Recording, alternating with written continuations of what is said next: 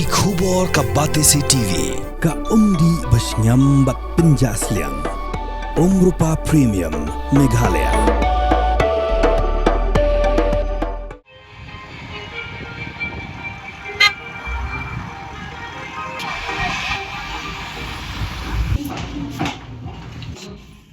Kertong jong kaseng Hill State People's Democratic Party nak arpsau Paryong Mautharashan District Council Constituency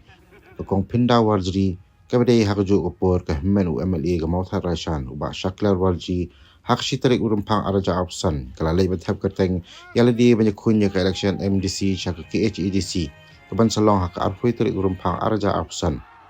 habakren bigalak pathai kubor ka kong Pinda Warjri kalaong Bagadon ni kajing smooth scam ban job hakadi ka election namar kajing jogi pai ba bat kalau ongru baladakan job kan lecture district council ban pendek pensai gerti dustur bat ban ailat kajing shim jai nau kpa namar ki longshwa ki labu bet bakan jai kan dan bet hak kami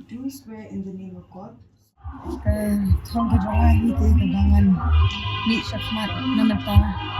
kilong kumi jong kami ka Paryong Mautharashan constituency but kabangan nilai tu ada district council dia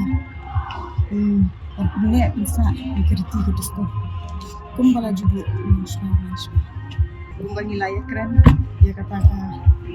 ke isu bahagian ini baik kan kur kenjat no bikin sim sekejap pa henrenga kulong kami nengit kadi ko hop ini kulong kami kadi ka ngadu ki long shwa ki man shwa kala bu bet ba kejat kan don bet hak kami tinggal ngan ni syakmat ya kata ngan persya ya ladaki ong bensin ya kan cak pa ni don hi gajing sekam ba gajing i gajing cepat ba gajing ni lawan banyak senang ba i ni hasi nget ni don gajing sekam ka apil gajing ash kita pa kan ba kin ai gajing kusan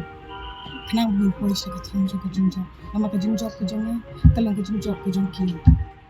Kapor kala day bapinjit yaki MDC jongpi Shaka Khasi Hills Autonomous District Council bat ka Giant Hills Autonomous District Council ayu kinle lada ki job ke ai ka thong ka bakidon ki ai kiman ki bakongsan ki bakibu hakman kita ki de ki jingkeli ki bafidon kam man yo ya ka jubab haswa bapin lek ban tap ya ka vote jongpi ha ka arpwai tarik urumpang arja arpsa baik ya ka program markman pat ki kertong